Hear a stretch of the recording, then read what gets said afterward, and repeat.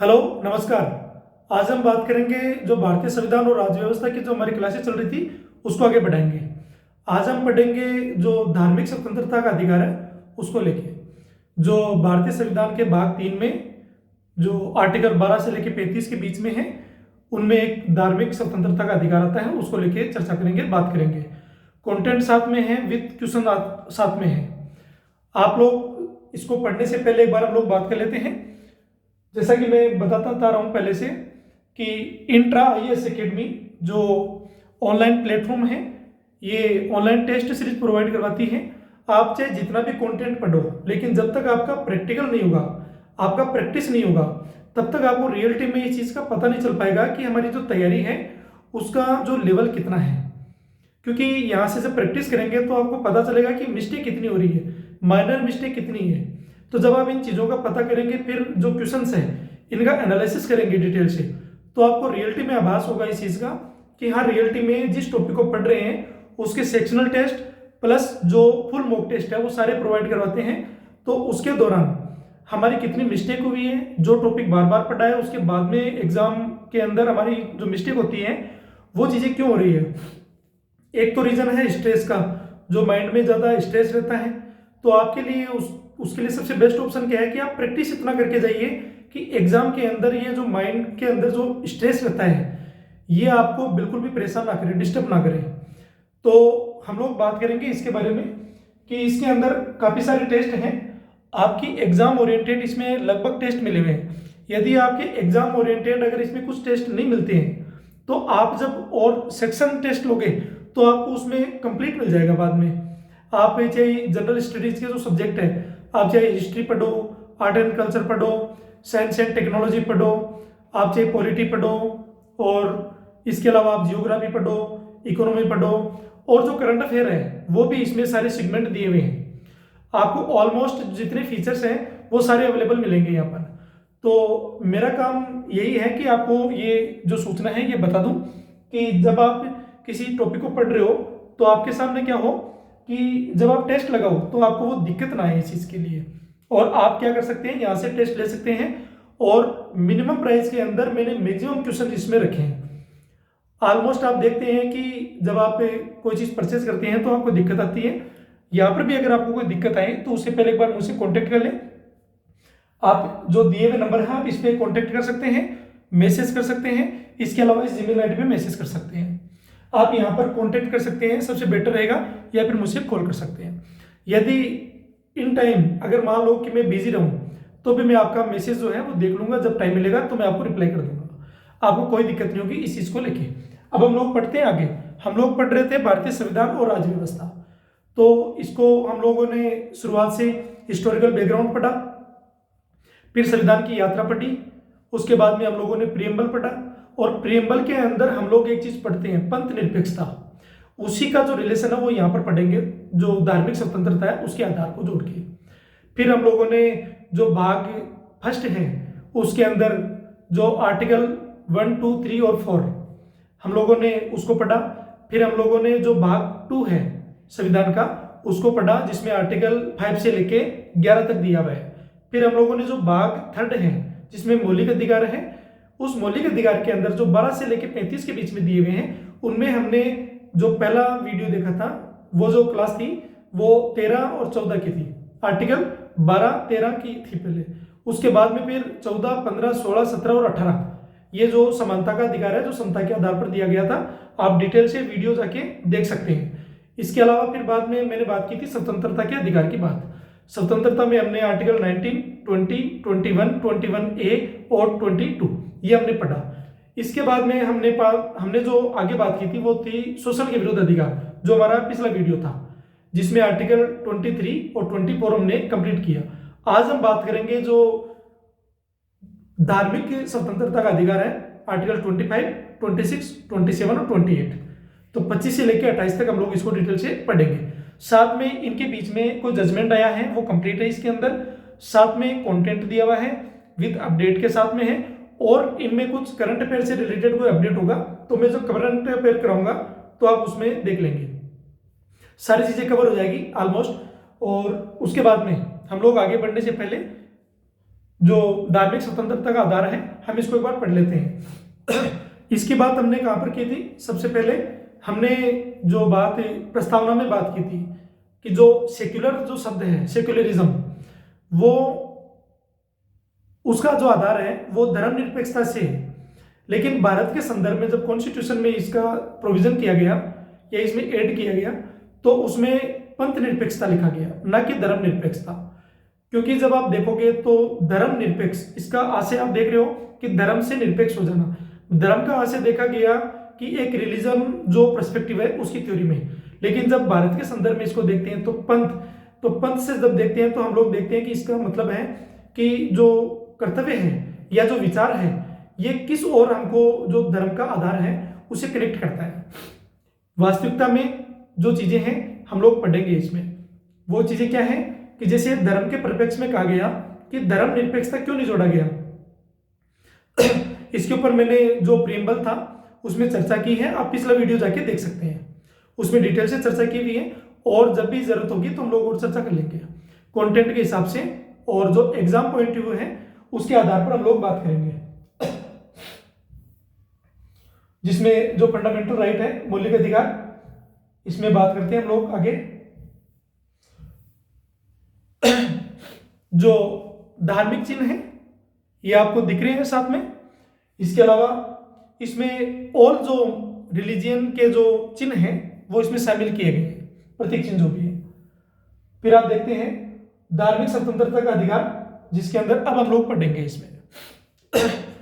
तो हम लोग बात कर रहे थे धार्मिक जो धर्मनिरपेक्षता की।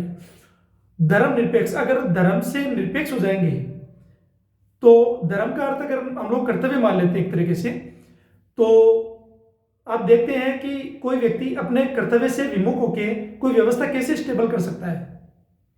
नैतिक जो मूल्य हैं और जो रिलीजियस फैक्टर हैं, जो धार्मिक जितने आयाम हैं, जो सकारात्मक दृष्टिकोण प्रदान करते हैं, वो हमें प्राप्त कैसे होगा। अब कर्तव्य की बात करते हैं तो कर्तव्य में क्या चीज आती है? तो कर्तव्य में हम लोग बात करते हैं कि कर्तव्य एक व्यक्ति का कर्तव्य होता है, एक परिवार का कर्तव्य होता है, एक समाज के प्रति कर्तव्य होता है, एक राष्ट्र के प्रति कर्तव्य होता है, कुछ नैतिक मुद्दे और जो नैतिक आधार हैं उनके प्रति कर्तव्य होता है, पर्यावरण के प्रति कर्तव्य है। इसके अलावा और जो गतिविधियां हैं उन सभी चीजों से हम लोग जोड़े तो सभी के प्रति हमारा जो कर्तव्य है उन सभी को देखें तो इनसे व्यक्ति जो विपक्ष जो है उसमें कैसे हो सकता है, उनके बेसिस को कैसे टाल सकता है, क्योंकि वही तो आधार है मानवता का और जो सांसारिक जो व्यवस्था है उसका। इसीलिए कहा गया कि व्यक्ति को जो धर्म का आधार है, मतलब अपने जो कर्तव्य है, कर्तव्य के प्रति क्या होना चाहिए, समर्पण होना चाहिए। कर्तव्य के पूरे करने के लिए आप क्या कर सकते हैं, कुछ नैतिक आधार तय कर सकते हैं। इसमें किसी के साथ जबरन नहीं हो सकता। आदमी का जो विचार है और उसकी जो मनोवृत्ति है, उसकी जो बुद्धि है, उसके जो भाव है, उसकी आत्मा है, वो किसी को समर्पण करें, अंतरात्मा से किसी को समर्पण करें, किसी को मानने स्वीकार करें। लेकिन इसका आधार ये नहीं हो कि अगर आपको ये चीज करने की अगर अनुमति मिले तो आप किसी दूसरे के प्रति आप कोई निंदा या फिर हिंसा या फिर गलत भाव या फिर अनैतिक सोच आप ये डेवलप करें, किसी का मजाक उड़ाएं, ये सारी चीजें इनके ऊपर रिस्ट्रिक्शंस लगाया हुआ है। इसी कई सारे आधार बने। और जब संविधान के पहले की बात थी तो इन पे काफी सारा डिस्कस हुआ, इनकी थोड़ी चर्चा कर लेंगे। और फिर संविधान बना तो उसमें कुछ और जो मामले थे उनमें कहा गया कि अगर भारत को अगर धर्मनिरपेक्ष बनाना है तो फिर इसके आधार क्या हों। यदि किसी को धर्म के मामले में स्वतंत्रता दे दी पूरी तो फिर वो अपनी स्वतंत्रता को तो सेलिब्रेट करेगा, लेकिन ऐसा नहीं हो कि वो किसी दूसरे की स्वतंत्रता या जो धार्मिक स्वतंत्रता है या उसके जो भाव हैं उसको, उसकी भावनाओं को ठेस पहुंचाए। तो इन कई सारे जो आधार थे इनको देखा गया और इन पर डिस्कस हुआ। और डिस्कस के दौरान बाद में पता लगा कि एक राज्य जो है उनका जो धर्म का आधार है वो क्या हो, या फिर धर्म का आधार रखा ही न जाए। और अगर धर्म हो तो फिर ऐसी विडंबना अगर आ जाए कि राज्य प्लस धर्म दोनों के अगर आपस में टकराव की बात आ जाए तो फिर किसको महत्व दिया जाए। एक तरफ जो जनता है उनके प्रति जो सेवा का भाव है, उनके ऊपर शासन करना है। दूसरा ये कि जनता के जो हित है, जनता के जो भाव जिन चीजों से जुड़े हुए हैं, जिन धार्मिक गतिविधियों से जुड़े हुए हैं, उनके जो सेलिब्रेट करने की जो भावनाएं हैं उनको भी ठेस ना पहुंचे, तो ऐसा क्या किया जाए। तो इन सारे पैरामीटर्स को ध्यान में रखते हुए यह तय किया गया कि राज्य का कोई पर्टिकुलर धर्म नहीं होगा, लेकिन यह कहा गया कि इस भारत के अंदर यदि भारत की जनता जो किसी भी रिलीजियन फैक्टर को या फिर रिलीजन के संबंधित कुछ भी जो भाव हैं यदि उसको समर्पित करती है, तो उसको उसकी जो समर्पण करने की जो भावना है उसका सम्मान किया जाए। लेकिन यदि उसके संरक्षण के लिए कोई ऐसी बॉडी तैयार की जाए जो उनके संरक्षण के लिए कोई आधार तय करे। लेकिन बाद में फिर कई सारे और डिस्कस हुए जिन पर देखा गया कि भारत के अंदर कोई पर्टिकुलर एक धर्म का सिस्टम है नहीं, काफी सारे जो डाइवर्सिटिफिकेशन यहाँ पर जो रिलीजियन देखते हैं, तो इनके आधार पर सबकी अपनी मान्यताएं हैं और इन सभी मान्यताओं को सेलिब्रेट करने का भी उनका जो राइट है वो कैसे प्रदान किया जाए। तो फिर कहा गया कि भाई भारत जो है तो इसका कोई धर्म नहीं होगा और जितने धर्म हैं उन सबका संरक्षण करने का आधार जो है वो राज्य का रहेगा। लेकिन किन मामलों को लेके फिर ये युक्त प्रतिबंध भी लगाया गया कि अगर मान लेते हैं कि कोई व्यक्ति अपने धार्मिक कर्मकांडों को इतना वर्चस्व तरीके से दिखाए या फिर ऐसा सेलिब्रेट करे या फिर ऐसा नहीं हो कि धर्म के आधार पर कोई लिंचिंग नहीं हो जाए,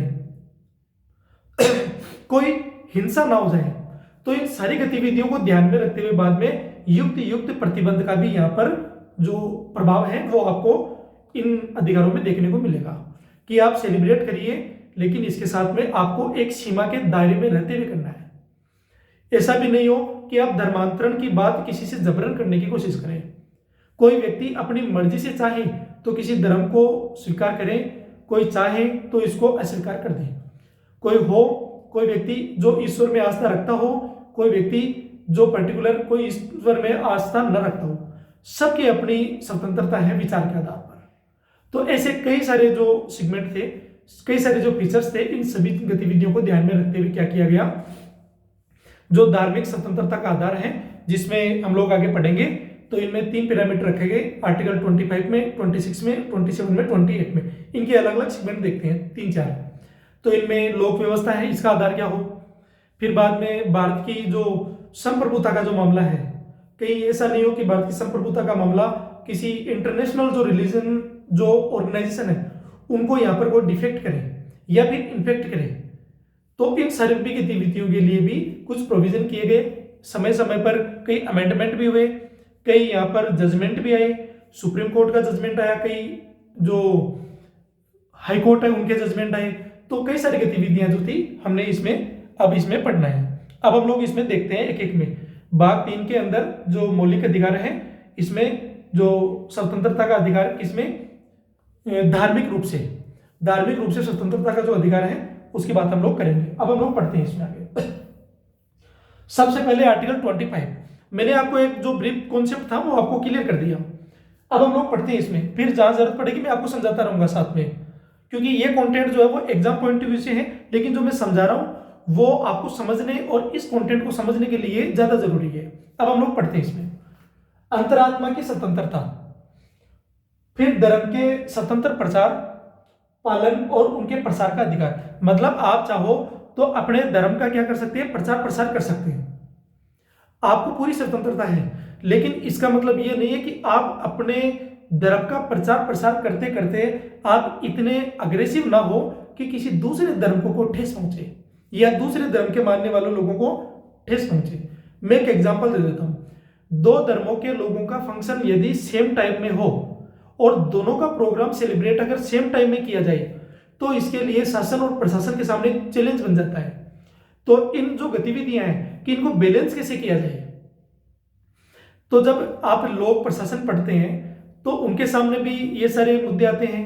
आप जब सोशियोलॉजी पढ़ते हैं तो भी ये सारे मुद्दे आते हैं। जब आप पॉलिटिकल साइंस पढ़ते हैं तो इनका भी आधार है। तो इनके कई सारे जो सेगमेंट है, आप नैतिकता पढ़ते हैं तो उसमें भी कई सारे आधार है। तो सबके अलग अलग आधार के आधार पर पढ़ेंगे। तो हम लोग इस पर पढ़ते हैं सबसे पहले कि स्वतंत्र प्रचार पालन करना, और प्रसार का अधिकार इसमें दिया गया। अब इसमें क्या चीजें हम पढ़ते हैं। सार्वजनिक व्यवस्था, पब्लिक ऑर्डर जिसकी बात कर रहे थे हम लोग, नैतिकता और स्वास्थ्य तथा भाग के अन्य प्रावधानों के अधीन रहते हुए सभी व्यक्ति की अंतरात्मा की स्वतंत्रता, धर्म को स्वतंत्र रूप से मानने और उसका अभ्यास करने, उसकी प्रैक्टिस करने और उसका प्रचार करने के अधिकार के समान रूप से अधिकार है, जैसा कि मैंने आपको समझा दिया। इस अनुच्छेद की कोई बात किसी मौजूद कानून के संचालन को प्रभावित नहीं करेगी और यह राज्य को कोई कानून बनाने से नहीं रोकेगी। यदि ये जो धार्मिक स्वतंत्रता का अधिकार है, यदि किसी व्यवस्था को वो क्या करता है, डिसबैलेंस करता है या फिर कोई ऐसी घटना करता है जिससे राज्य की जो व्यवस्थाएं हैं उसमें बाधा उत्पन्न हो, तो यहां पर क्या है कि युक्त प्रतिबंध की तो व्यवस्था है ये, और राज्य इसके ऊपर कुछ एक्शन भी ले सकता है। कहां तक, जहां तक ये बात न्यायोचित हो, जो धार्मिक स्वतंत्रता की बात जहां तक न्यायोचित हो, उचित हो, वहां तक। अब हम लोग पढ़ते हैं इसमें जो पहला पॉइंट है वो क्या है, किसी भी आर्थिक, वित्तीय, राजनीतिक या अन्य धर्मनिरपेक्ष गतिविधियों को रेगुलेट करना और प्रतिबंधित करना जो धार्मिक प्रथा से जुड़ी हो सकती है। फिर है सामाजिक कल्याण, सोशल वेलफेयर एंड सुधार के लिए प्रावधान करना या सार्वजनिक प्रकृति के हिंदू धार्मिक संस्थाओं को हिंदुओं के सभी वर्गों और समुदायों के लिए खोलना। अब इसमें यह नहीं होगा कि पर्टिकुलर अगर मान लेते हैं कि कोई टेंपल है और उस टेंपल के लिए आप किसी जो धार्मिक व्यवस्था है उस धार्मिक व्यवस्था के अंदर उनको मानने वाले जो लोग हैं, किसी एक को आप यहाँ पर रिस्ट्रिक्शंस कर रहे हैं और दूसरे को परमिशन, इसके कई सारे जो डिस्क्रिमिनेशंस है वो फिर देखने को मिलती। तो यहाँ पर क्या कर सकती है जो सरकार है, वो क्या कर सकती है, एक्शन ले सकती है। लेकिन वो होना चाहिए पर्टिकुलर पब्लिक। फिर बाद में इसमें एक स्पष्टीकरण दिया गया कि कृपाण धारण करना और धारण करना सिख धर्म के पालन में शामिल माना जाएगा। जब हम लोग जो रिलीजियस फैक्टर है जितने भी, जिसमें हिंदू, मुस्लिम, सिख, ईसाई, यहूदी, इसके अलावा जैन, बौद्ध, तो जब हम इसकी डिटेल से चर्चा करेंगे तो हम आपको ये फैक्टर बताएंगे कि आखिर इनकी क्या जरूरत पड़ेगी कि इनको यहां परमिशन मिली। स्पष्टीकरण 2 दिया गया, क्या कि खंड 2 के उपखंड ख में हिंदुओं के संदर्भ में सिख, जैन, बौद्ध धर्म मानने वाले व्यक्तियों के संदर्भ में समझा जाएगा कि हिंदू धार्मिक संस्थाओं के संदर्भ में तद अनुसार समझा जाए। क्योंकि जब आप सनातन पढ़ते हैं, हिंदू धर्म पढ़ते हैं, तो हिंदू के आधार पर ही ये 3 धर्म जो है उसी पर्टिकुलर निकले हुए हैं। कौन कौन सा? सिख धर्म, बौद्ध धर्म और जैन धर्म। जब हम लोग इस्लाम की बात करेंगे, यहूदी की बात करेंगे और हम लोग जब जो क्रिश्चियन धर्म की बात करेंगे तो इसका भी डिटेल से चर्चा करेंगे कि उनका ओरिजिन का फैक्टर एक जगह है और इनका ओरिजिन का फैक्टर एक जगह है। आर्टिकल 19 इसका सेगमेंट कहां से जुड़ा हुआ है? 25 से। के मसौदे पर 3 और 6 दिसंबर 1948 को बहस हुई थी। इसने भारतीयों को कुछ प्रतिबंधों के अधीन धार्मिक स्वतंत्रता का व्यक्तिगत अधिकार दिया गया, पर्सनल लिबर्टी दी गई। इसमें मौजूदा अनुच्छेद को मामूली संशोधनों के साथ 6 दिसंबर 1948 को अपना लिया गया। तो आर्टिकल 25 को कब अपनाया गया था? इस डेट को। आर्टिकल 25 की कुछ प्रमुख पहलू है, उनको पढ़ते हैं। अंतरात्मा की स्वतंत्रता, क्या मतलब है कि विश्वास रखने की आंतरिक स्वतंत्रता। आप किसी भी धर्म में, किसी भी आप संप्रदाय में, आप किसी भी ईश्वर में आपकी खुद की अंतरात्मा से किसी को समर्पण करना, किसी को स्वीकार करना, उसकी मान्यताओं को मानना, उसकी व्यवस्थाओं को अडॉप्ट करना, ये सारी चीजें आपके लिए क्या है? स्वतंत्रता की बात की गई है आंतरिक रूप से। स्वीकार करना, अपने धार्मिक विश्वासों को खुलकर घोषित करना। आप बोल सकते हैं कि मैं पर्टिकुलर किसी धर्म को सेलिब्रेट करता हूं, मानता हूं उसको। अभ्यास करना, किन चीजों की? धार्मिक अनुष्ठानों की, समारोह की और रीति रिवाजों का पालन करें। फिर है प्रचार करना, अपने धार्मिक विश्वासों का प्रचार करना, लेकिन जबरन धर्मांतरण के माध्यम से नहीं। आप सोशल मीडिया पे या फिर न्यूज़पेपर में कई बार देखते हैं कि पर्टिकुलर कोई एक धर्म दूसरे धर्म के सेलिब्रेट करने वाले लोगों को क्या कर सकता है? वो अट्रैक्ट करता है। रीजन चाहे जो भी हो, लेकिन वो कई घटनाएं देखने को मिलती है और जिसके ऊपर सरकार ने युक्त क्या किया है, एक्शन भी लिया है, न्यायालय ने इसके ऊपर एक्शन लिया है। तो कई घटनाएं थी, हम लोग इसके अंदर पढ़ेंगे जो जजमेंट आए हुए। आर्टिकल 25 के और पहलू क्या है? स्वतंत्रता, लिबर्टी, सभी को अपने धर्म को चुनने, उसका पालन करने और उसका प्रचार करने की स्वतंत्रता है, जो हमने ऊपर पढ़ा है, जो नागरिक और गैर नागरिक दोनों के लिए है। जैसा कि मैंने बताया कि आर्टिकल 25 जो है 25 से लेकर 28 तक, ये केवल ये नहीं है कि केवल भारतीय नागरिकों को है, ये सभी के लिए है, नागरिक और गैर नागरिक सभी के लिए। क्योंकि जो केवल भारतीय नागरिकों को जो राइट है वो आर्टिकल 15, 16, 19, 29 और 30, ये 5 राइट जो है वो केवल भारतीयों के लिए, बाकी नागरिक और गैर नागरिक दोनों के लिए। सीमाएं, इसकी लिमिटेशंस क्या है? यह स्वतंत्रता, सार्वजनिक व्यवस्था देख लिए, पब्लिक ऑर्डर, नैतिकता, स्वास्थ्य और मौलिक अधिकारों से संबंधित अन्य प्रावधानों के अधीन है, जैसा कि हमने बताया। मतलब अगर आप सीमाओं को लांघते हैं तो आपके ऊपर रिस्ट्रिक्शंस लगाए जा सकते हैं। राज्य का अधिकार क्या है? कि राज्य सामाजिक कल्याण और सुधार के लिए कानून बना सकता है। यदि उनको लगे ऐसा कि कोई पर्टिकुलर धार्मिक ऐसा कोई इशू जो पब्लिक ऑर्डर को नुकसान पहुंचाता हो, धर्म के आधार पर यदि कोई अखंडता या फिर भारत की सॉवरेनिटी है इसको ठेस पहुंचाता हो या भारत की छवि को खराब करता हो, तो यहां पर क्या कर सकता है? रिस्ट्रिक्शंस लगा सकता है। कौन लगा सकता है? स्टेट। धार्मिक प्रथाओं से आर्थिक, वित्तीय और राजनीतिक गतिविधियों को रेगुलेट करेगा, क्योंकि सबसे ज्यादा जो इशू है वो इकोनॉमिक तरीके से होता है।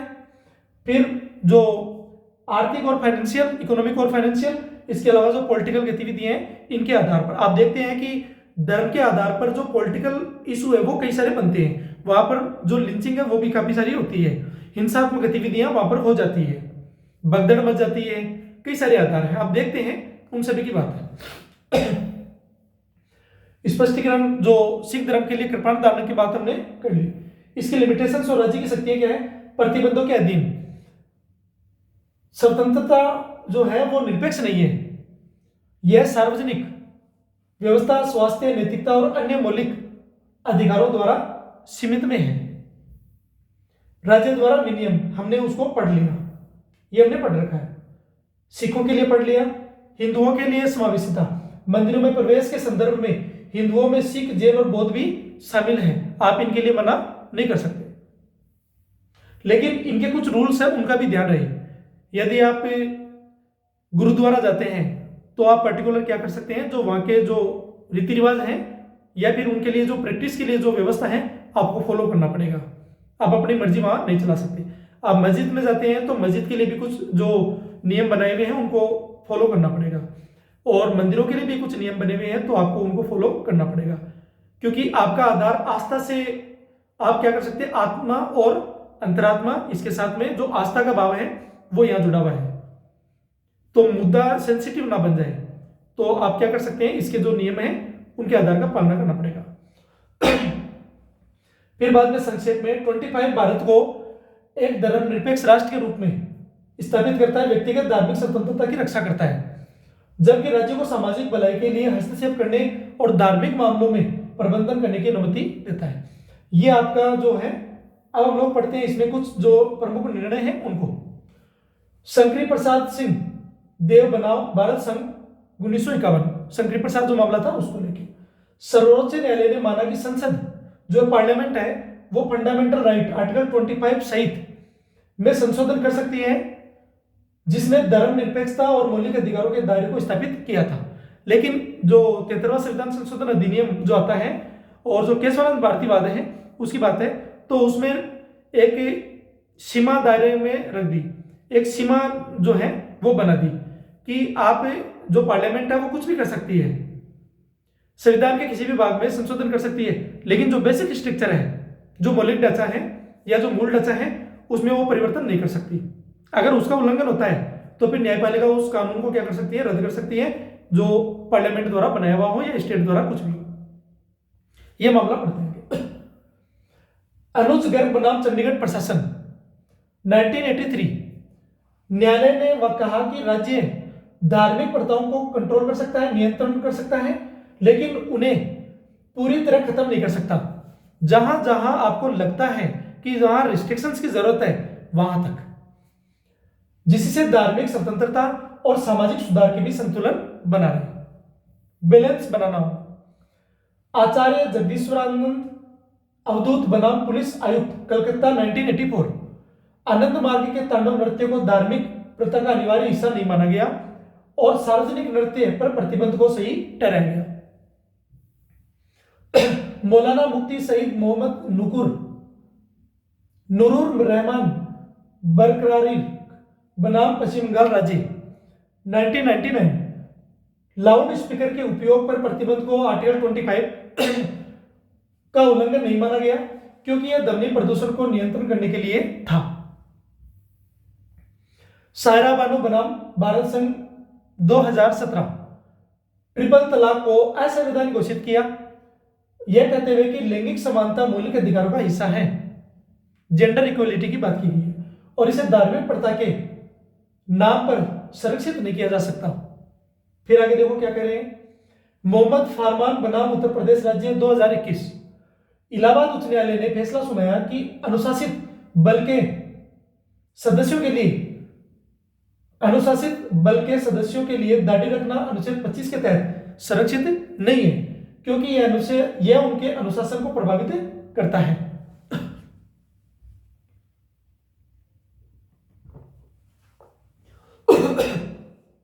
अजमेर दरगाह 2024-25 तक चर्चा में क्यों है, पढ़ते हैं। महिला प्रवेश को लेकर चल रहा विवाद, जिसने सुप्रीम कोर्ट ने फैसला सुनाया कि महिलाओं को दरगाह के मुख्य हिस्से में प्रवेश की अनुमति मिलनी चाहिए, जो अनुच्छेद 14 और 25 के तहत समानता के अधिकार को दर्शाता है। क्योंकि डिस्क्रिमिनेशन जो होता है आर्टिकल 14 में धर्म, जाति, क्षेत्र और जो निवास स्थान है उन सभी की बात की गई कि आप ऐसा नहीं कर सकते, या फिर जेंडर अनइक्वलिटी की बात नहीं कर सकते। यहाँ पर यदि आप ऐसा करते हैं तो आपको युक्त प्रतिबंध के तहत आपको क्या करना पड़ेगा, कंट्रोल करना पड़ेगा, रेगुलेट करना पड़ेगा। आर्टिकल 25 ने भारतीय न्यायपालिका को धार्मिक स्वतंत्रता, राज्य के सामाजिक कल्याण के दायित्व के बीच नाजुक संतुलन बनाने का अवसर दिया, जिससे धार्मिक प्रथाओं को व्यक्तिगत स्वतंत्रता के रूप में मान्यता मिली, लेकिन यह निरपेक्ष नहीं है और सार्वजनिक हित में इसे विनियमित या रेगुलेट किया जा सकता है। आर्टिकल 26 धार्मिक मामलों के प्रबंधन की स्वतंत्रता क्या है। सार्वजनिक व्यवस्था, नैतिकता, स्वास्थ्य के अधीन रहते हुए प्रत्येक धार्मिक संप्रदाय या उसके किसी भी भाग को निम्नलिखित अधिकार होंगे। कौन कौन से होंगे, पढ़ते हैं। धार्मिक और धर्मार्थ उद्देश्यों के लिए संस्थाओं की स्थापना और रखरखाव करना। कई सारे ट्रस्ट बनते हैं, कई सारे ऑर्गेनाइजेशन बनते हैं, कई सारे समूह बनते हैं, तो ये इन सभी की बात है।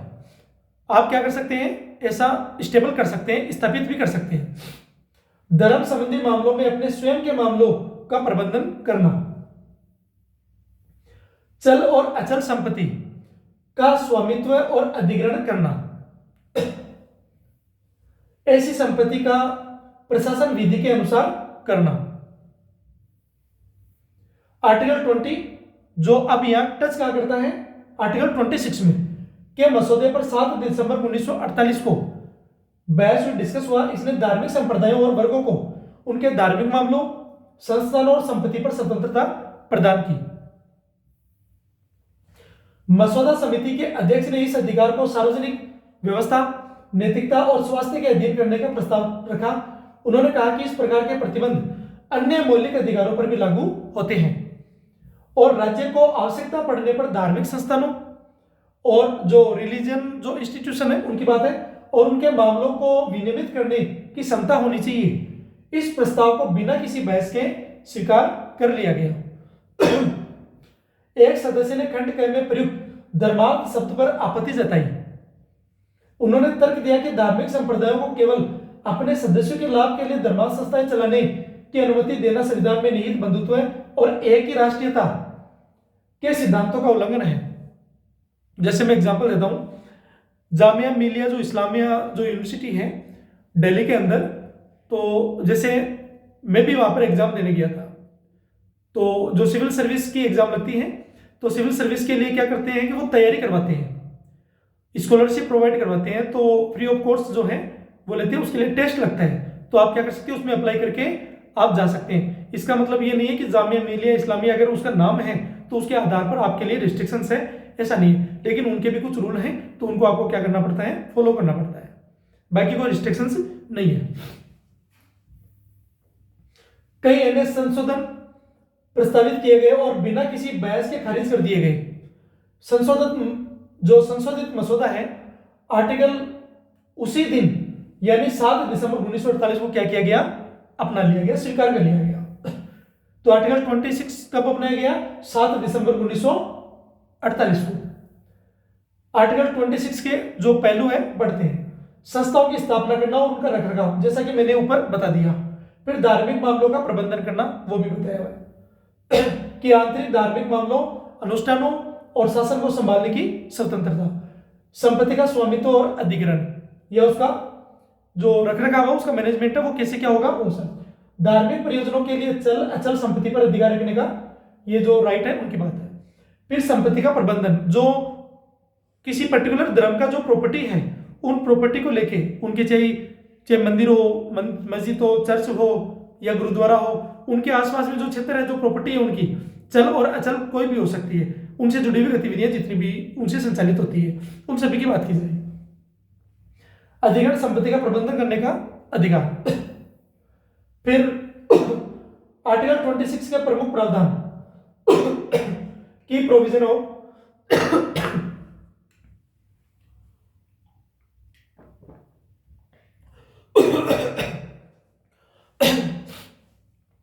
आर्टिकल 26 प्रदेश में यह हर धार्मिक संप्रदाय को निम्नलिखित अधिकार देता है, लेकिन किसके अधीन में, आपको ध्यान में रखना है कि इनके अधीन में रहते हुए सार्वजनिक व्यवस्था, पब्लिक ऑर्डर, नैतिकता और स्वास्थ्य। क्वेश्चन के अंदर पूछता है, स्टेटमेंट के अंदर जब क्वेश्चन पूछता है, कॉन्सेप्चुअल जो क्वेश्चन पूछता है बड़ा, उसके अंदर ये क्वेश्चन पूछता है और उसके अंदर वो दे देता है, इनमें किसी और का नाम दे लेता है कि यह व्यवस्था 26 में लागू होती है, 25 में लागू होती है। हो सकता है कि इनके अंदर कुछ पैरामीटर चेंज हो जाए, तो वो चेंज करके क्या करता है, दे देता है। बस आपको ये ध्यान रखना है कि 25 के अंदर क्या व्यवस्था है और 26 में क्या व्यवस्था है। धार्मिक और धर्मार्थ उद्देश्यों के लिए संस्थाएं बनाना और उनका रखरखाव करना, धर्म के मामलों में अपने मामलों का प्रबंधन करना, चल और अचल संपत्ति का स्वामित्व और अधिग्रहण करना, ऐसी संपत्ति का कानून के अनुसार प्रशासन करना। यह अधिकार निरपेक्ष नहीं है, सीमाएं, इनकी लिमिटेशंस क्या है वो देख लेते हैं। यह अधिकार निरपेक्ष नहीं है और सार्वजनिक व्यवस्था, नैतिकता और स्वास्थ्य के लिए कानून बनाने की राज्य की शक्ति द्वारा प्रतिबंधित है।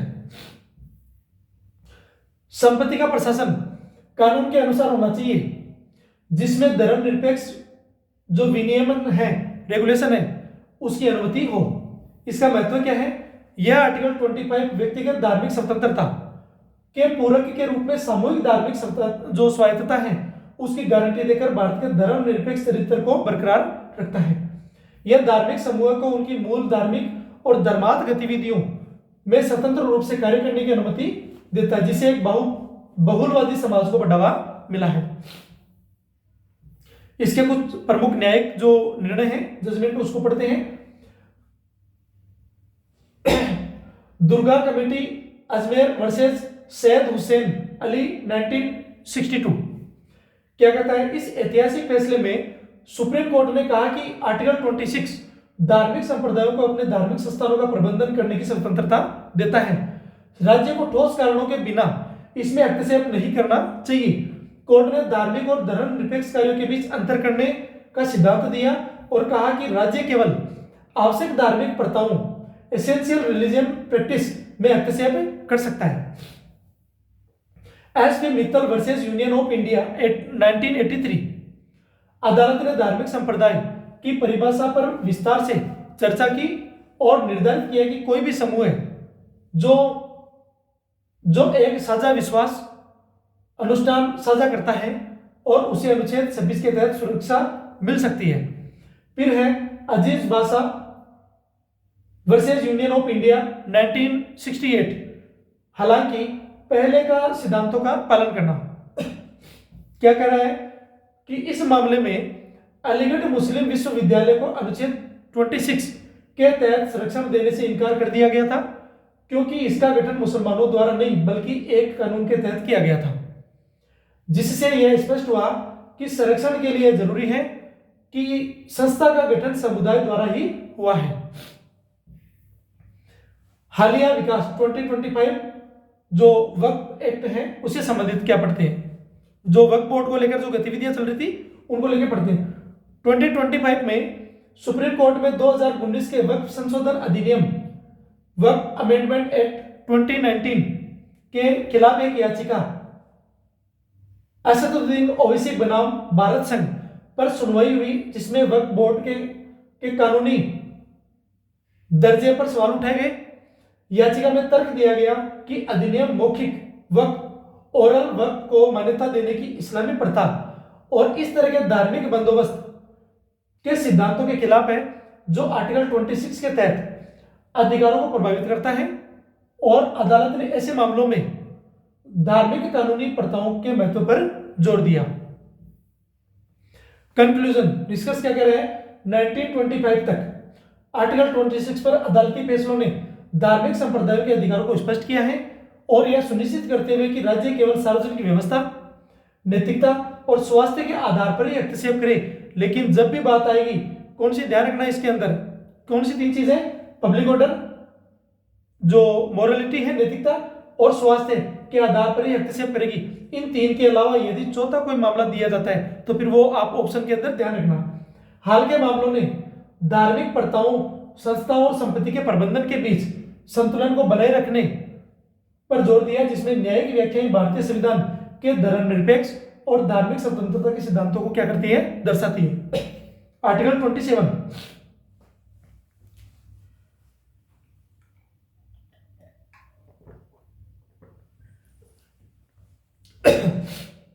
किसी विशेष धर्म के प्रचार के लिए करों के भुगतान के संबंध में, देखो क्या बात कर रहे हैं, कर का मतलब टैक्स की बात की जा रही है। वहां से जो आय सर्जन होती है और जो धार्मिक अनुष्ठान है उनकी गतिविधियों में उनको लगाना। और क्या गवर्नमेंट इनसे टैक्स ले सकती है या गवर्नमेंट अपने दायरे में इनसे रख सकती है, तो कई सारे आधार पड़ेंगे अभी इसके अंदर। किसी भी व्यक्ति को, जैसे किसी भी पर्टिकुलर धर्म को मानने वाले जो लोग हैं वो क्या कर सकते हैं, डोनेट कर सकते हैं अपनी संपत्ति और अपना पैसा। तो उसमें अगर वो खुद की सेल्फ इच्छा से दिया जाता है, जैसे मैं एग्जांपल देता हूं, जो राम मंदिर बना था तो उसके लिए लोगों ने पैसे दिए थे चंदे के रूप में, तो उन सारी सेगमेंट के रूप में बात की जा रही है। कोई मस्जिद का निर्माण करवा रहा है तो उसके लिए भी जो इस्लाम धर्म को मानने वाले जो लोग हैं, मुस्लिम कम्युनिटी के लोग हैं, वो पैसा दे सकते हैं। लेकिन ये जरूरी नहीं कि भाई आप किसी और धर्म के लोगों के लिए रिस्ट्रिक्शंस लगा दें। कोई भी व्यक्ति किसी भी धर्म के लिए पैसा दे सकता है डोनेशन के तौर पे। राम मंदिर के निर्माण में भी मुस्लिम कम्युनिटी के और अन्य लोगों ने भी पैसा दिया था। कभी मौका पड़ा तो हम लोग पढ़ेंगे इसमें। किसी भी व्यक्ति को ऐसे किसी भी कर का भुगतान करने के लिए बाध्य नहीं किया जाएगा, आपसे जबरदस्ती नहीं की जाएगी। मैंडेटरी नहीं है कि आप पैसा दो, आपकी अंतरात्मा कहती है कि भाई मुझे, या फिर खुद की इच्छा से आप उसमें कुछ अपना जो कंट्रीब्यूट है वो करना चाहें तो आप कर सकते हैं। जिसकी आय विशेष रूप से किसी विशेष धर्म या धार्मिक संप्रदाय के प्रचार या रखरखाव के लिए किए जाने वाले खर्चों का भुगतान हेतु आवंटित की गई हो। आर्टिकल 21, अब इसका देखो ये, क्योंकि ये आर्टिकल जीवन वाले में आता है कि सम्मान के साथ जीना, इसमें आर्टिकल 21 में काफी सारे जो फीचर्स है वो दिए हुए हैं, कई सारे पॉइंट जुड़े हुए हैं। अब इसका जो रिलेशन है वो 27 के साथ में कैसे है देखते हैं। के मसौदे पर 7 दिसंबर 1948 को इस पर डिस्कस हुई। इसमें राज्य को किसी भी विशिष्ट धर्म के प्रचार के रखरखाव के लिए धन जुटाने हेतु कर लगाने से प्रतिबंधित किया गया था। विधानसभा में अनुच्छेद के अर्थ को केवल को लेकर कुछ भ्रम की स्थिति थी। कुछ सदस्यों ने अनुच्छेद का गलत अर्थ निकाला। उन्हें लगा कि धार्मिक संपत्ति का योग्य नहीं है, कर जो है योग्य नहीं है। इसी गलत धारणा के आधार पर एक सदस्य ने तर्क दिया कि धार्मिक संपत्ति को अन्य प्रकार की संपत्तियों के समान माना जाना चाहिए और अन्य प्रकार की संपत्तियों के समान माना जाना चाहिए और उस पर कर लगाया जाना चाहिए। एक अन्य सदस्य ने हस्तक्षेप करते हुए मसौदा अनुच्छेद का सही अर्थ स्पष्ट किया उन्होंने बताया, क्या बताया कि भारतीय इतिहास में राजा अक्सर किसी विशेष धर्म के समर्थन में कर वसूल लेते थे। आप जैसे एक कर पढ़ते हैं जब मुगल काल में जजिया कर है,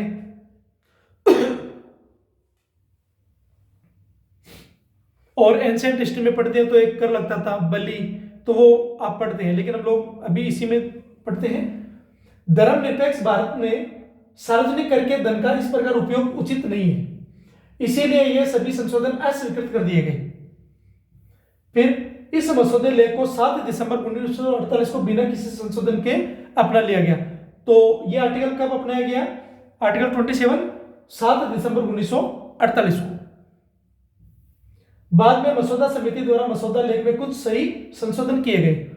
अब आर्टिकल 27 से रिलेटेड कुछ बातें हैं वो रहे, उनको पढ़ते हैं। उद्देश्य क्या था इसका कि राज्य को धार्मिक मामलों में तटस्थ न्यूट्रल रहना, मतलब कि बिना किसी पक्षपात के किसी के पक्ष में नहीं रहना, जो राज्य का दायित्व है वो करना, रखना और किसी एक धर्म को बढ़ावा देने से रोकना जिससे धर्म निरपेक्षता बनी रहे। प्रतिबंध क्या क्या लगाया है देखो, किस आधार पर? किसी भी व्यक्ति को किसी विशेष धर्म के लिए कर या टैक्स देने के लिए बाध्य नहीं किया जा सकता, लेकिन यह शुल्क फीस लगाने पर रोक नहीं लगाता है। जैसे आप धार्मिक जब आप चंदा लेते हैं किसी आधार पर, किसी चीज किसी निर्माण के लिए या फिर ट्रस्ट को या फिर किसी मंदिर को चलाने के लिए, मस्जिद को चलाने के लिए, गुरुद्वारा या फिर जो अन्य जो अनुष्ठान के जो आधार हैं उन सभी के लिए, तो आप क्या कर सकते हैं, कुछ शुल्क है उसके नाम से लगा सकते हैं, लेकिन वो मैंडेटरी नहीं होना चाहिए। प्रमुख न्याय जो फैसले हैं, जजमेंट पढ़ते हैं। SP. Mittal versus union of India 1983। Supreme court ने धार्मिक संप्रदाय की परिभाषा दी, कहा कि इसके लिए समान विश्वास, संगठन और एक विशिष्ट नाम होना चाहिए, और आर्टिकल 27 ऐसे संप्रदायों के कराधान से सुरक्षा प्रदान करता है। Jagannath versus state of Odisha 1954 court ने एक वार्षिक अंशदान एनुअल कंट्रीब्यूशन को शुल्क फीस माना कर नहीं, क्योंकि हर मंदिर के प्रशासन और उसके आयुक्त के कार्यालय के खर्चों को पूरा करने के लिए था, इसलिए इसे अनुच्छेद 27 का उल्लंघन नहीं माना जाता। फिर है Nasima Khatun versus state of West Bengal 1981 Bengal वक्फ अधिनियम के तहत छात्रों से लिया गया चंदा डोनेशन अदालत ने शुल्क माना है, न कि टैक्स, और कहा कि यह शैक्षिक उद्देश्य के लिए किया गया था, न कि किसी विशेष धर्म के प्रचार के लिए, इसलिए यह अनुच्छेद 27 के तहत छूट के दायरे में नहीं आता था। 1950 से 50 तक के कुछ प्रावधान उनको पढ़ते हैं। इस फैसले ने अनुच्छेद 27 की व्याख्या को स्पष्ट किया और खासकर कर और शुल्क के बीच के अंतर को अक्सर अदालतों में बहस का मुद्दा बना रहा। फिर अदालतों ने लगातार दोहराया कि राज्य को सभी धर्मों के प्रति समान दूरी बनाए रखनी चाहिए, क्योंकि सभी का समान संरक्षण करना है, क्योंकि राज्य का कोई धर्म नहीं है और वो सभी धर्मों का संरक्षण करता है। किसी भी धर्म के प्रचार के लिए जनता के पैसे का इस्तेमाल नहीं करना चाहिए, जिससे भारत की धर्मनिरपेक्षता नींव मजबूत हुई। आर्टिकल 28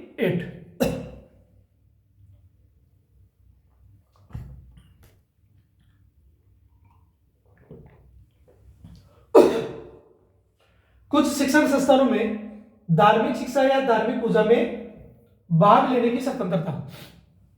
क्या कहते हैं देखो, राज्य निधि से पूर्णतः संचालित, मतलब सरकार के फंड से संचालित, पूर्णतः संचालित किसी भी शैक्षणिक संस्था में कोई धार्मिक शिक्षा प्रदान नहीं की जाएगी।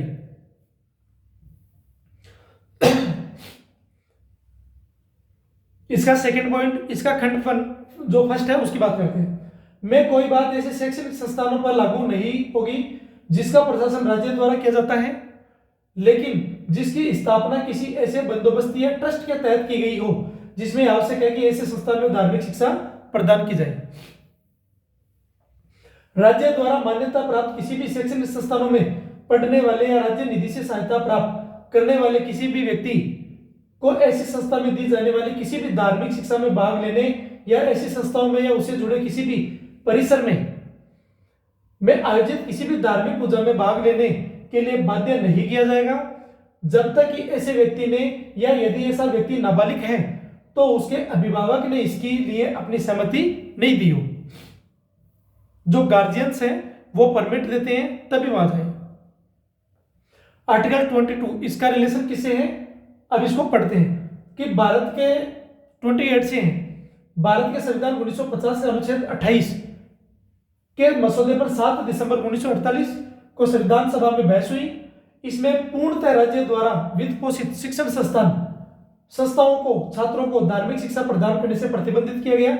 हालांकि विशेष परिस्थितियों में ऐसी शिक्षा प्रदान की अनुमति दी गई। कई सदस्यों ने मसौदा अनुच्छेद का विरोध किया और संशोधन पेश किए गए। उनमें कुछ प्रमुख तर्क इस प्रकार थे कि पहला था कि सरकारी संस्थाओं में जो गवर्नमेंट इंस्टीट्यूशन है में स्टूडेंट्स और जो अभिभावक हैं की सहमति से की जाने वाली धार्मिक शिक्षा धर्मनिरपेक्षता का उल्लंघन नहीं करती। दूसरा, अल्पसंख्यकों को उनके संबंध धर्म की शिक्षा है प्राप्त करने के अधिकार की रक्षा करने का प्रयास भी इसमें किया गया।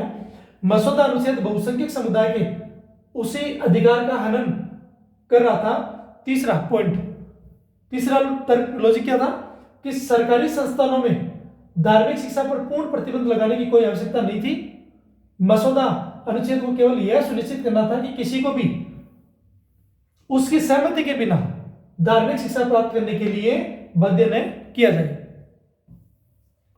मसौदा अनुच्छेद के समर्थन में आते हुए एक सदस्य ने धार्मिक शिक्षा पर प्रतिबंध को सभी संस्थानों तक विस्तार करने के लिए एक संशोधन पेश किया, न केवल शैक्षणिक संस्थानों तक, ताकि धार्मिक अल्पसंख्यकों को बहुसंख्यावादी धार्मिक प्रचार से बचाया जा सके। मसौदा समिति के अध्यक्ष ने अधिकांश संशोधनों को अस्वीकार कर दिया और 3 आधारों पर मसौदा अनुच्छेद को उचित ठहराया। पहला कौन सा है, धार्मिक शिक्षा की अनुमति देना मसौदा अनुच्छेद 21 का उल्लंघन था, जिसमें कहा गया था, क्या कहा गया कि सार्वजनिक धन का उपयोग किसी भी एक विशेष समुदाय के लाभ के लिए नहीं किया जा सकता। दूसरा, भारत में धार्मिक समुदायों की विशाल संख्या को देखते हुए प्रत्येक समुदाय को धार्मिक शिक्षा प्रदान करना राज्य के लिए लगभग असंभव कार्य होगा। और तीसरा, चूंकि एक धर्म की शिक्षाएं दूसरे धर्म की शिक्षाओं को विपरीत हो सकती है और इसलिए राज्य संस्थाओं के भीतर धार्मिक शिक्षा की अनुमति देने से संस्थानों के संघर्ष और विवाद उत्पन्न हो सकते हैं। एक सदस्य ने मसौदा समिति के अध्यक्ष से पूछा कि राज्य द्वारा वित्त पोषित संस्कृत महाविद्यालय में वेदों और उपनिषदों का शिक्षण संस्थान शिक्षा के अंतर्गत आएगा। अध्यक्ष ने कहते हुए मना कर दिया कि धार्मिक शिक्षा जो कि एक सिद्धांत है, धर्म के शोध या अध्ययन से भिन्न है। मतदान के समय विधानसभा ने मसौदा विसंगतियों को स्पष्ट करने और दूर करने के उद्देश्य से केवल संशोधनों को स्वीकार किया। विधानसभा द्वारा संशोधन मसौदा अनुच्छेद को 7 दिसंबर 1948 को अपनाया गया। तो आर्टिकल 28 कब अपनाया गया, 7 दिसंबर 1948 को। भारतीय संविधान का आर्टिकल 28 जैसा कि हमने पढ़ लिया इसमें कि शैक्षणिक संस्थानों में धार्मिक शिक्षा और पूजा पाठ की स्वतंत्रता की गारंटी है। यह राज्य द्वारा वित्त पोषित स्कूलों में धार्मिक शिक्षा को प्रतिबंधित भारत के धर्मनिरपेक्ष को कायम रखता है, जबकि राज्य द्वारा प्रशासित परंतु ट्रस्ट द्वारा स्थापित या राज्य द्वारा सहायता प्राप्त मान्यता प्राप्त संस्थानों में सहमति से इसकी अनुमति देता है और यह सुनिश्चित करता है कि किसी भी छात्र को धार्मिक गतिविधियों में जबरन शामिल न किया जाए। यह विभिन्न प्रकार के स्कूलों के लिए एक स्तरीय प्रणाली बनाता है।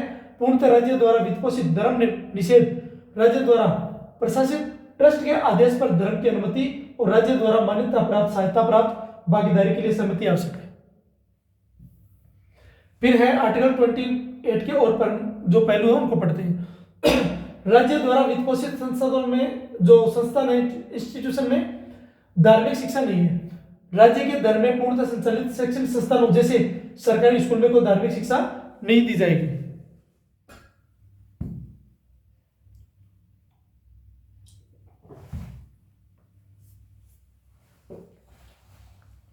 ट्रस्ट बंदोबस्ती संस्थानों के लिए अपवाद।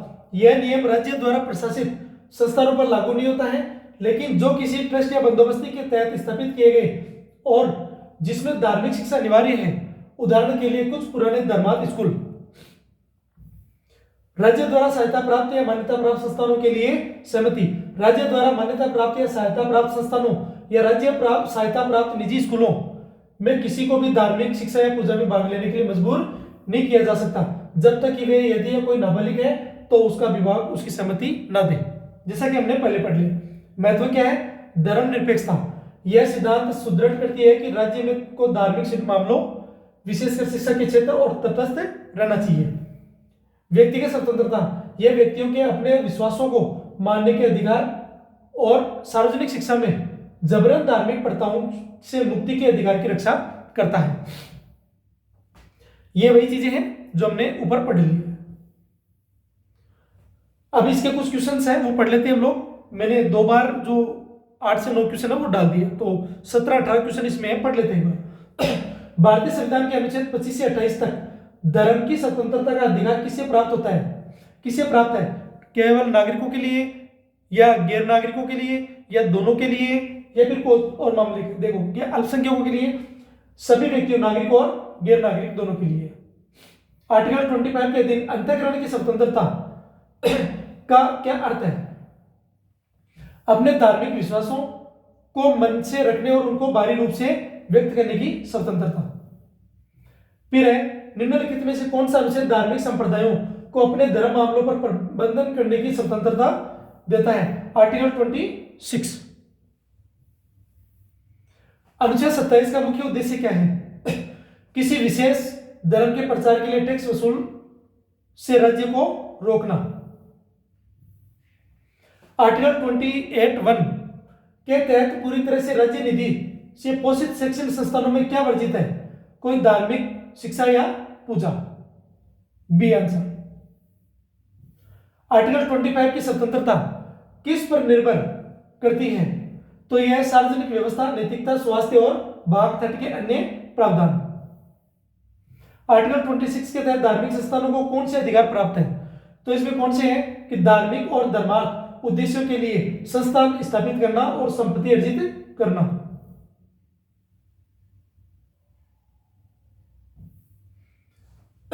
फिर आर्टिकल 28 इसका सब क्लॉज 2 किस प्रकार की शैक्षणिक संस्थानों पर लागू नहीं होता है? तो वे संस्थाएं जो किसी ट्रस्ट के तहत स्थापित हो और जिनमें धार्मिक शिक्षा देना आवश्यक हो। भारतीय संविधान के अनुच्छेद 25 से 28 का मूल सार क्या है? तो यह है कि राज्य के लिए कोई धर्म नहीं है। भारतीय संविधान के, फिर वापस पढ़ते हैं 1 से, फिर 8-9 क्वेश्चन हो रहे हैं तो डबल क्वेश्चन कर दिए। भारतीय संविधान के किस अनुच्छेद के तहत सिखों द्वारा कृपाण धारण करना उनके धार्मिक अधिकार आर्टिकल 25 का हिस्सा माना जाता है? आर्टिकल 25 का sub clause 1। Article 28 sub clause 1 के अनुसार राज्य निधि से पूर्णतः पोषित शिक्षण संस्थानों में धार्मिक शिक्षा नहीं दी जा सकती, लेकिन किस स्थिति में यह लागू नहीं होगा? यदि संस्था किसी ट्रस्ट या न्यास के तहत स्थापित हो जिसमें धार्मिक शिक्षा देना आवश्यक हो। सार्वजनिक व्यवस्था, नैतिकता और स्वास्थ्य के आधार पर अनुच्छेद 25 के तहत धार्मिक स्वतंत्रता पर प्रतिबंध लगाए जा सकते हैं। यह प्रतिबंध किस सिद्धांत को दर्शाता है? धर्मनिरपेक्षता का संतुलन। आर्टिकल 26 धार्मिक समुदायों को अपने धार्मिक संस्थानों की स्थापना करना, रखरखाव का अधिकार देता है। इस अधिकार पर कौन सी शर्तें लागू नहीं होती है? सार्वजनिक व्यवस्था, नैतिकता, स्वास्थ्य या इनमें से कोई नहीं? इनमें से कोई भी नहीं। ये सभी शर्तें आर्टिकल 25 पर लागू होती है, आर्टिकल 26 पर नहीं।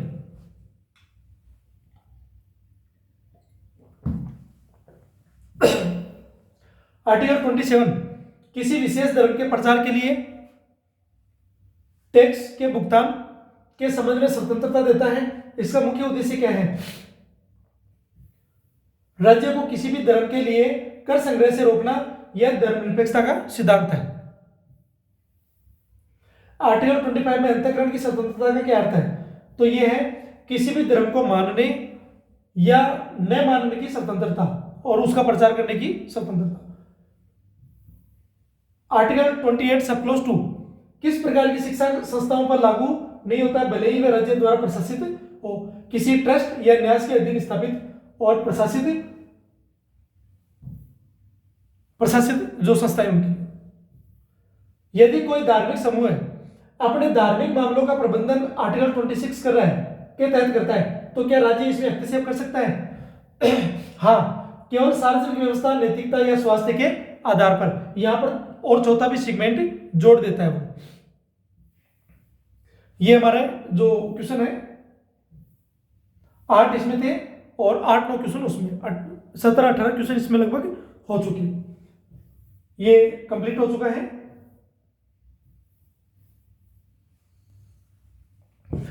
तो जैसा कि मैं आपको बता रहा हूं कि हमने देखो आर्टिकल 25, 26, 27 और 28 पढ़ा।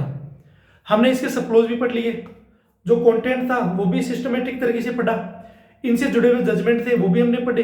तो अब ऑलराउंडर जो चीजें थी इसमें, वो सारी चीजें इसमें कंप्लीट हो चुकी है। इसका मतलब है कि हमने मैक्सिमम चीजों को यहां पर ले लिया है। ये चाहे वीडियो बड़ा बने, लेकिन कुल मिला के बात है कि जब आप इसको डिटेल से पढ़ोगे तो आपको उसके बाद में दिक्कत नहीं होगी। सबसे मेन मुद्दा यही है कि जो इसकी लैंग्वेज है इसको समझना। मैक्सिमम एग्जाम में सबसे ज्यादा क्या प्रॉब्लम होती है कि जो बुक का रेफरेंस लिया जाता है या फिर जो कॉन्स्टिट्यूशनल जो लैंग्वेज ली जाती है या फिर वैदिक जो परिभाषाएं या फिर इनके कुछ जो सेगमेंट जो कंटेंट होता है, उनमें क्या होता है कि भाषाएं डिफिकल्ट होती है, उसको आसानी से समझना। तो कॉन्सेप्ट जब तक क्लियर नहीं होगा तो आप उसको समझ नहीं पाएंगे। परिभाषाओं को, इन शब्दार्थ जितने भी दिए हुए हैं, इनको समझना जरूरी है। जब आप क्वेश्चन अटेम्प्ट करोगे तब वो चीजें आपके काम आएगी, नहीं तो आपको हेजिटेशन होगी तो दिक्कत होगी। और इसीलिए मैं कहता हूं कि जब आप किसी चीज को पढ़ रहे हो, किसी टॉपिक को पढ़ रहे हो, किसी सब्जेक्ट को पढ़ रहे हो, तो उसको डिटेल से पढ़िए। टेक्स्ट बुक के आधार पर पढ़िए उसको, आप गाइड के आधार पर मत पढ़िए। आज देख लीजिए कि जो लोग मेरिट में रह रहे हैं या फिर एग्जाम पॉइंट ऑफ व्यू से आप देखते हैं, तो उनको चाहिए शॉर्टकट कोई मसाला लाके दे दे उनको, पका पकाया। तो आप देखते हैं कि इतना पढ़ने के बावजूद आप गाइड को पढ़ रहे हैं मल्टी टाइम, लेकिन क्या आपने पूरे कंटेंट को आपने उठाया? एग्जामिनर आपको पूछ के थोड़ी पर्सन बनाएगा,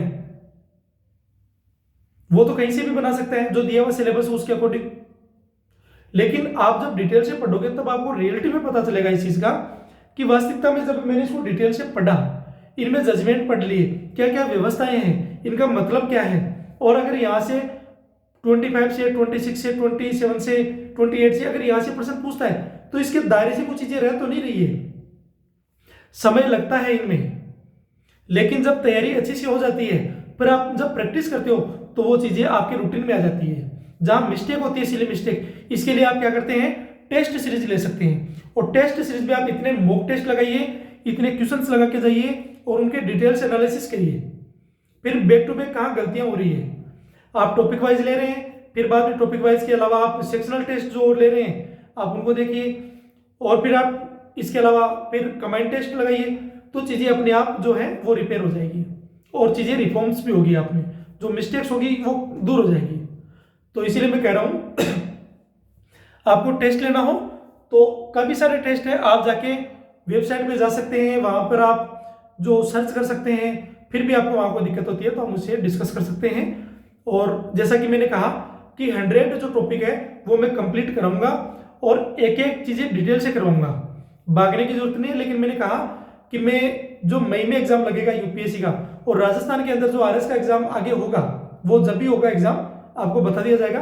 तो उसके अंदर जनरल स्टडीज के जो सब्जेक्ट है, इसके अलावा जो सब इंस्पेक्टर की जो वैकेंसी है राजस्थान में, जो उसकी एग्जाम होगी, उसमें जो भारत से संबंधित या जनरल स्टडीज से संबंधित जो टॉपिक होंगे, इनसे बाहर नहीं जाएंगे। मैं आपको एग्जाम के अंदर ये सारी चीजें बताऊंगा। एग्जाम हो जाएगी उसके बाद में एक एक चीजें आपको बताऊंगा कि देखिए आपको डिटेल से, चाहे वो कितना भी अंदर घुस के पूछ ले, तो आपके क्वेश्चंस हैं वो यहाँ सोल्व हो जाएंगे। ये वीडियो हो सकता है कि आज लोग इसको कम मात्रा में देखें, लेकिन मुझे उम्मीद रहेगी इस बात की कि जिस दिन किसी पढ़ने वाले स्टूडेंट को और जिसको रियलिटी में अपनी एक सीट लेनी है, तो वो इस चीज से क्या करेगा, वो जो कॉम्प्रोमाइज नहीं करेगा, डिटेल से पढ़ेगा।